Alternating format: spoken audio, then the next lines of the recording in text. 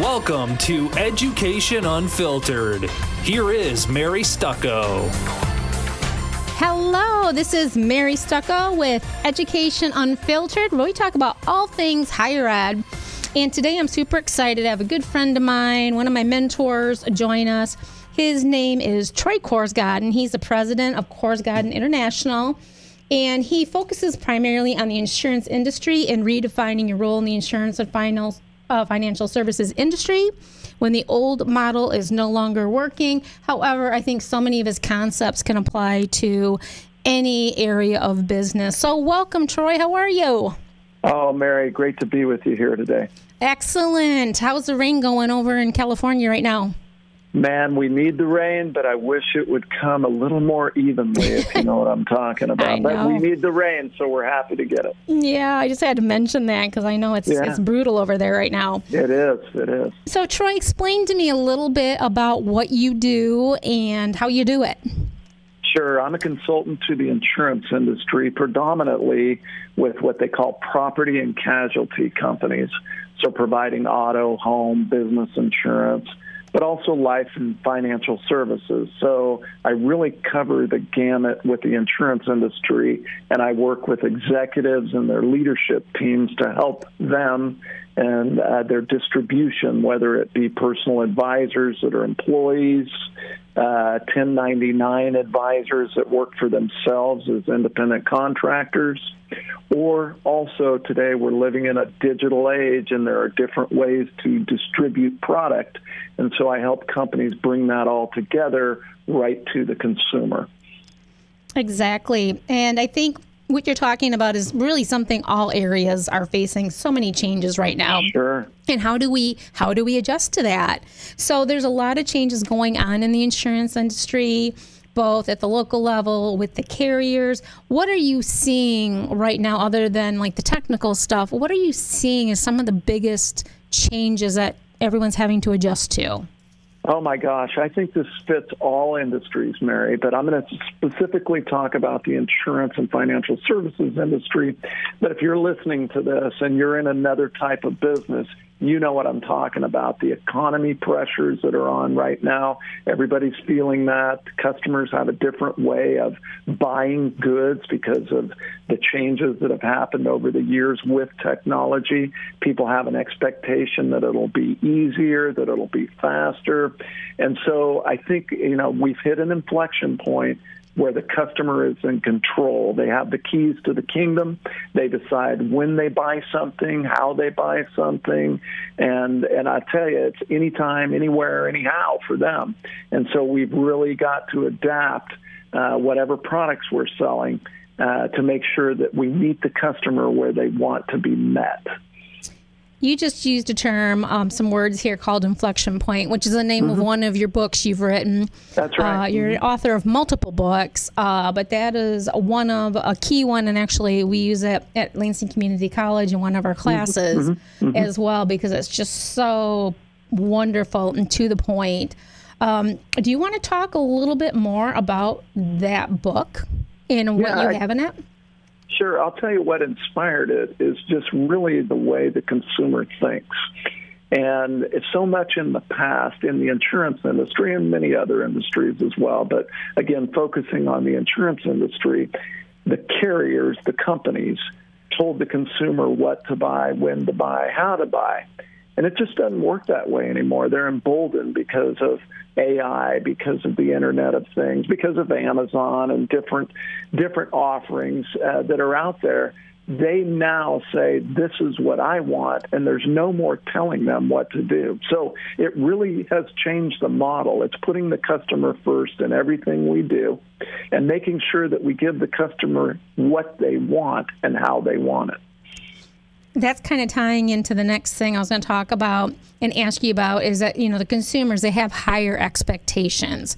So as business owners, what can we expect that we need to do to meet those higher expectations of our clients? Yeah, I think it's having different ways to communicate. Communication is so important. So whether it's communicating through email, text, chat boxes, through virtual, because, a couple of years ago, people really weren't that into virtual. Now they're forced into doing it, and they've become accustomed to it. They want it that way. In another book that I wrote, I talk about holograms are coming. The consumers in the future won't only be on virtual. We'll be able to say, hey, Mary, I want to come into your business, or I want to come into your front room like Captain Kirk. It's going to be that advanced. But some people are going to want that. Some people aren't. Nobody communicates just one way. It's their preferred method. So I keep coming back to this. We need to meet them where they want to be met, and we want to connect with them where they want to be connected. And we got to make it easy. I mean, that's really what it's all about, is just ease of doing business. So our old models we've been using really aren't going to work. Do you know of any clients really that will want to prefer to use that old model, or is that pretty much obsolete?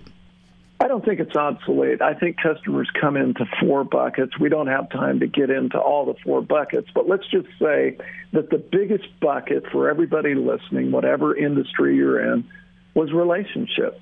And it's still about relationships. It's just that we communicate differently, right?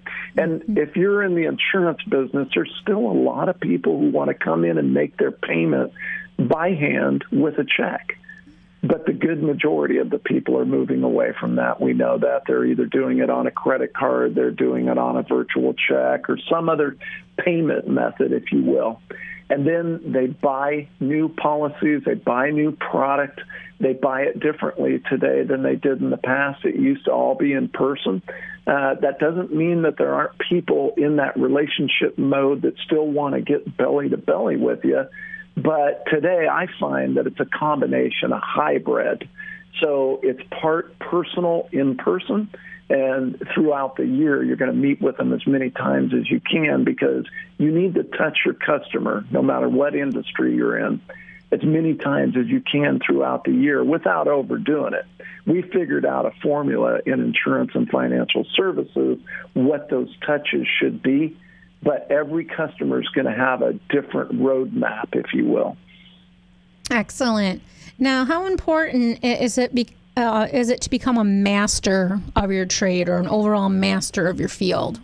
I'm so glad you brought that up, and that's why I think you and I are such good friends. We both have a learning culture mindset. So I believe that everybody listening, whether you own a business or whether you work in a business, whether you work for a big corporation or a small business, you need to be a lifetime learner. That means that we begin from here and we become readers, we watch videos, we attend classes, maybe short courses, long courses, but it's really, we're living in a knowledge world. And so what you did a year ago, 3 years ago, 5 years ago is not good enough for the future. We need to be more than what we are today. So I've got this lifetime learning mindset, as I know you do, Mary, and the people that I've worked with you with. They all have this mindset. They have an insatiable desire to know more about what they're doing. I think you are so right on there. And that's one thing as an educator, I try to instill in my students is, just because you get your degree, you're not done learning. And some of them are okay with it. Right. Some of them are like, are you sure? I have to keep doing this. But I think once you get in the role, it gets easier to continue with that learning streak. That's right. Now, service, it should be, I'm guessing you're thinking a priority in all this, but I know as a consumer, I often feel like, boy, I don't know that this company is really familiar with good customer service. So do you want to talk a little bit about service? Yeah, service is where you start.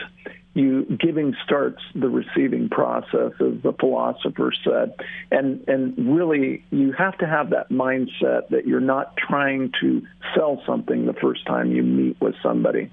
So our philosophy is that the model changed from here's your product, here's your price, here's your product, here's your price, to let me show you how I've been able to help people in situations similar to yours.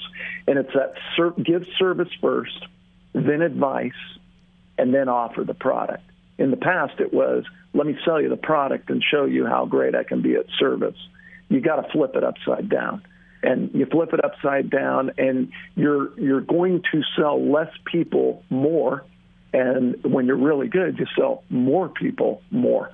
So I just believe that you've just got to have that service mentality, and that means giving first. So can you give an example? I think this is a really important point, so I want to go into it a little bit more. Sure. Can you give a more specific example of how you start with service? Yeah. So if we'll talk about insurance, right? Mm-hmm. A lot of people will say, buy my auto insurance, and then we'll review it with you every time it renews or once a year or whatever, right? So we took a position a long time ago before it was popular to review before we even offered to sell them something. So that's giving a service that their current distributor or their current company might not be giving them right now. And most people want to know what they have. Right now, people are concerned about their auto, their home, their business insurance, their financial services. Most people don't know what they have. And so the worst time to figure out what type of insurance you have is at the time of a claim, right? Mm-hmm. And so knowing that, I sit down with you, Mary. I say, let me show you how I've been able to help people in situations similar to yours. Let me review your current coverages and tell you what we recommend for someone in a similar position to you. Now, we want to personalize this, so I ask you questions. I get an assessment. I look at your current coverage, and then I'm able to tell you what you have for coverage. And then when I'm done with that, I say, here's the recommendations that we give to all our clients in positions similar to yours. So you might have to raise your liability limits. We might want to raise your deductibles to save you some money. We want to make sure you're getting all the discounts you deserve.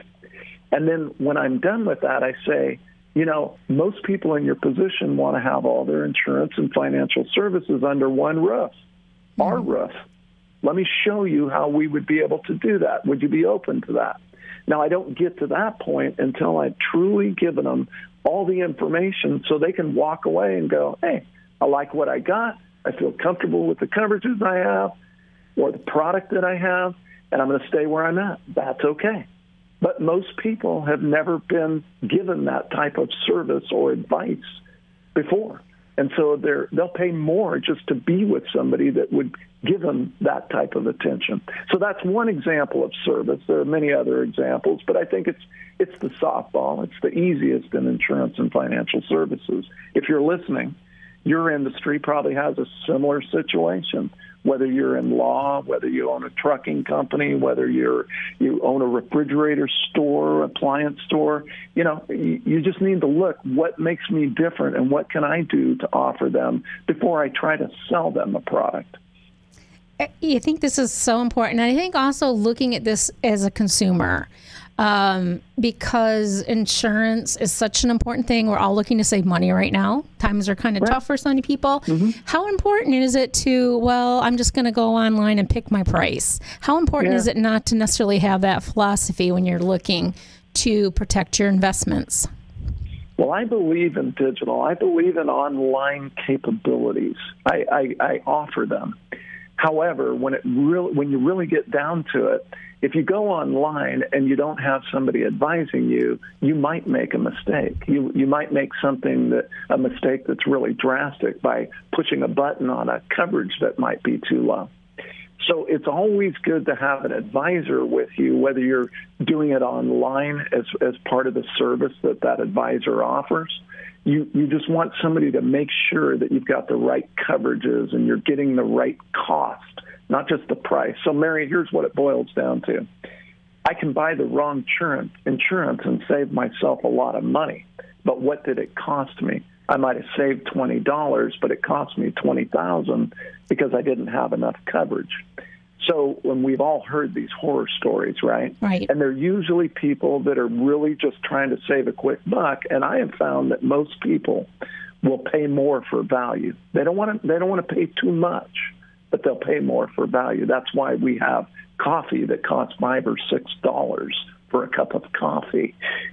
People will go out of their way to pay for it. Now, does that mean you want to pay too much? Of course not. You want to get the best value for anything that you're buying. Absolutely. Great example. Mm-hmm. So you have an awesome quote that you say, the future is so bright, you got to wear shades. Well, I got to be honest. I stole that from a song. And it's true, right? The future is so bright, we got to wear shades. That's right. Absolutely. And so what are you seeing that is so bright in the future that we got to wear shades?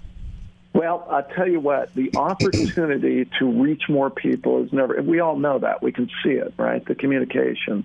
Artificial intelligence is telling us who's the right people to be talking to and what are the right things to say. And all these things add up to more opportunity.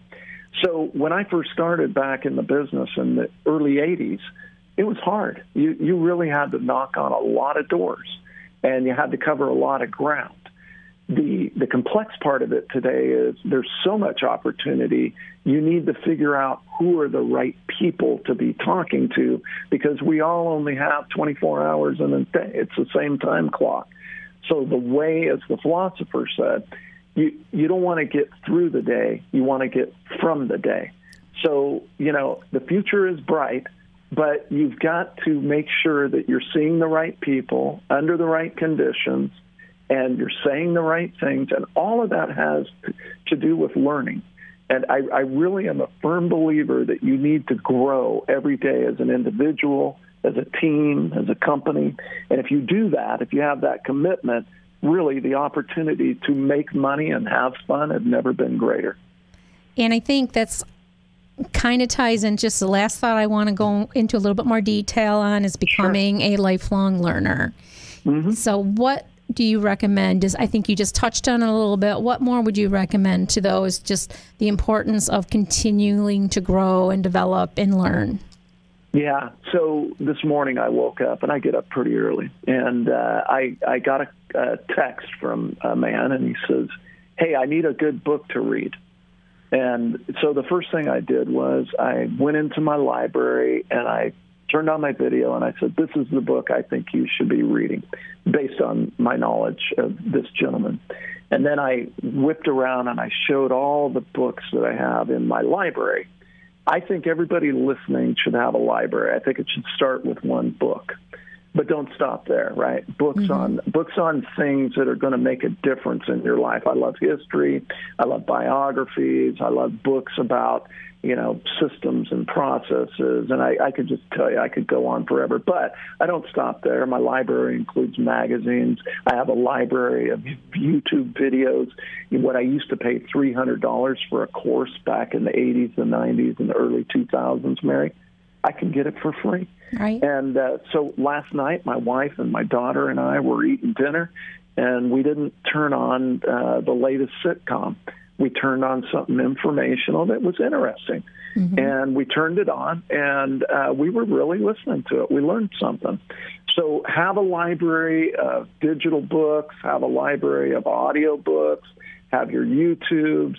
I use everything I can, and it's what goes in my mind is what's going to come out tomorrow and the next day and the next year. Wonderful. Troy, that was great. Thank you so much for your time today. If people would like to reach out to you and get some information about your books or to maybe hire you as a consultant, how do they reach you? You're too kind. MaryKorsgaden.com. That's KORSGADEN.com. And I'm going to give you my personal email. It's Troy@Korsgaden.com. Troy, Troy @Korsgaden.com. I'd love to hear from you. Wonderful. Thank you so much, Troy. It's been great listening to you. This has been Mary Stucco with Education Unfiltered. Have a great day.